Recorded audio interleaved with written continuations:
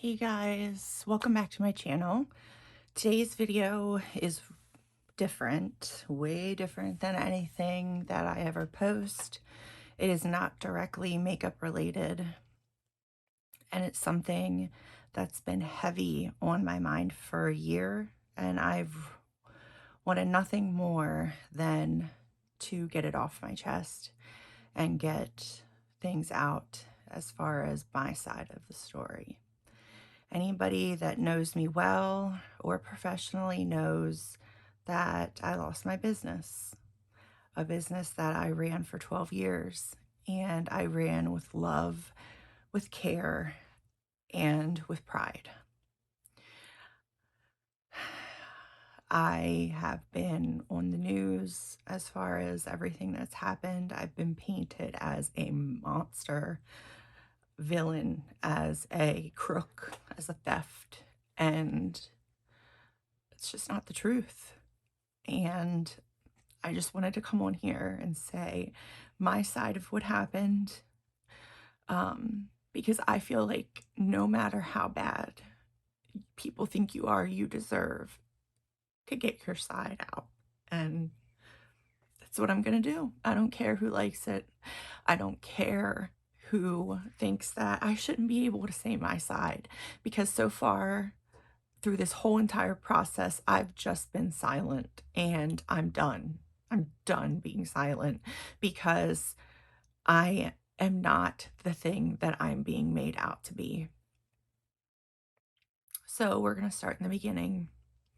For 12 years, I was one of the most successful businesses in this area as far as bridal hair and makeup went. We did hundreds of weddings a year. I had a 4.9 stars on Wedding Wire and over 300 reviews, and I prided myself on that. I lived my life for that business. I gave up everything for that business. I mean, time with my children, weekends, everything. But I loved my brides, and that's why I did it. To this day, well, mostly to this day, I still keep up with those brides. I still have a relationship with them. You know, I watch them go on, become moms, milestones in their careers. And a lot of them were the only people I had, aside from my family, during this whole thing, because they knew me, they knew my heart from working with me, and they knew that I would never purposely hurt someone. This is why I didn't wear very much makeup. So 2020 hit, and I know I'm not going to get into it. Everybody knows how hard it was. Everybody knows the struggles, not just for everybody, but especially small businesses. Small businesses that built from the ground up, and then 2020 hit, and it took everything. You know, in particular, our business, because we had to be in direct contact. You know, there was no 6 feet apart when you're trying to do makeup. So when other businesses were opening, we weren't, because we had to abide by those rules. And we still had weddings canceling because of the capacity laws. Nobody wanted to have only 20 people at their wedding, or have a wedding where everybody was masked. That wasn't the vision that these poor girls wanted to do. And so it hit me. And I, you know, for a long time, I didn't have any income coming in. I didn't have unemployment coming in, at least not for many, many months, because it took so long to get, because it was something so new. Self-employment, self-employed unemployment took so long to get kicked off the ground. My husband was out of work. He was getting unemployment, but not nearly what he would have gotten. So, my first mistake, I dipped into the business's income. I didn't have a choice. We needed a place to live. We needed groceries. I have 5 children. I have 5 beautiful children that needed things, that needed clothes or food. So, it might not have been the right choice, but it was the only choice that I had. So that's what I did. And that was the beginning of a downfall. 2021 rolls around. We're starting back up, but we're still seeing heavy cancellations because of the rules with the masks and the inside capacity still wasn't gone. So we're still seeing cancellations. And out of all of those cancellations, I only charged one person a rescheduling fee because I didn't feel it was right. Those poor girls were going through this, and I didn't feel it was right for me to benefit from their tragedy.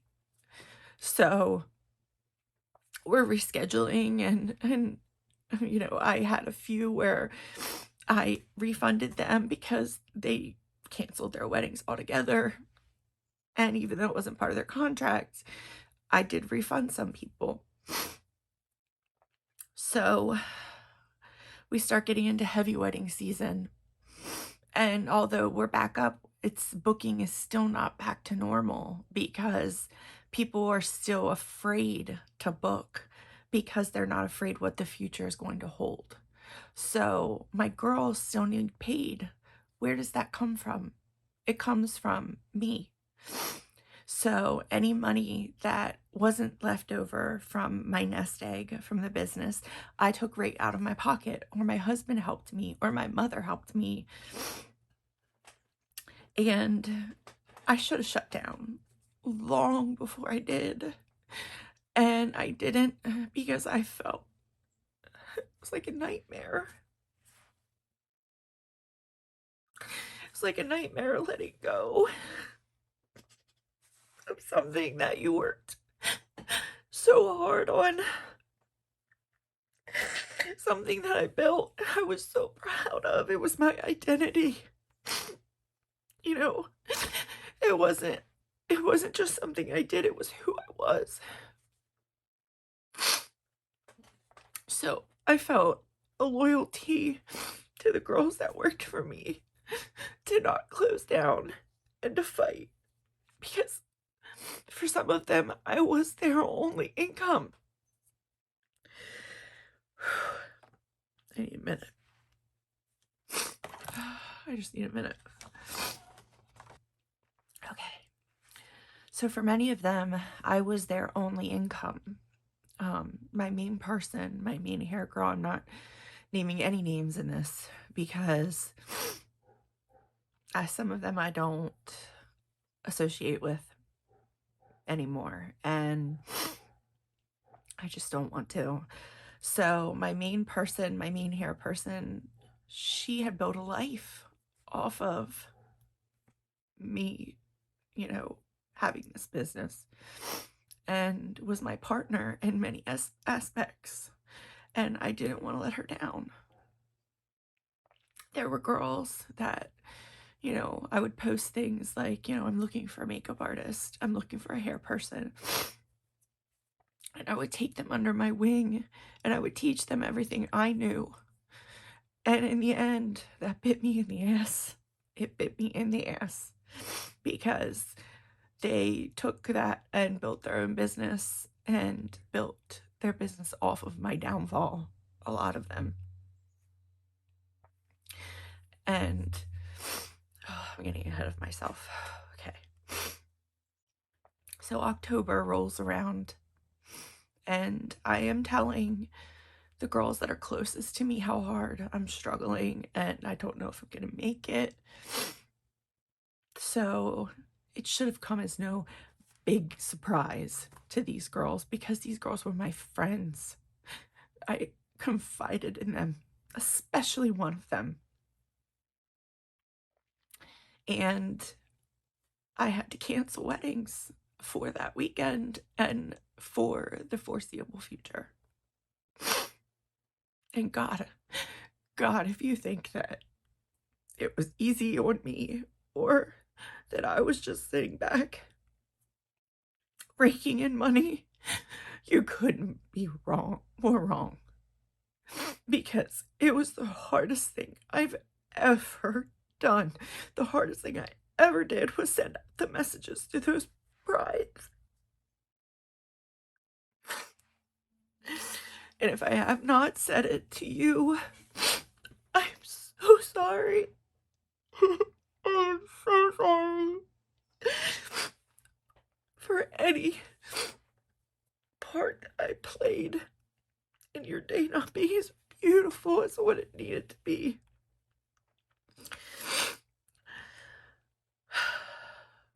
We took out loans. My husband took out a $10,000 loan that we're still paying on. So it wasn't that I didn't try. I did. I tried so hard. And in the end, I just couldn't save it.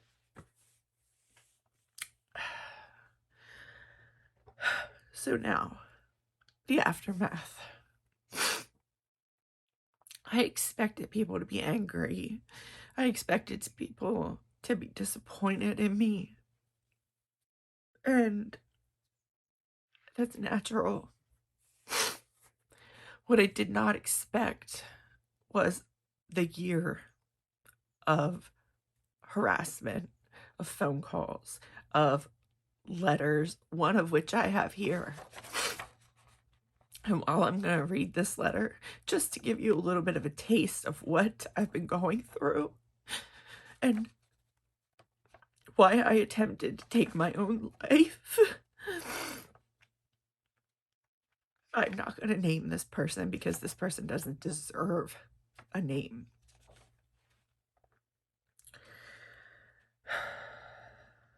So, it says, I hope karma hits back at you fast, you ugly, snaggle-tooth, unprofessional cunt.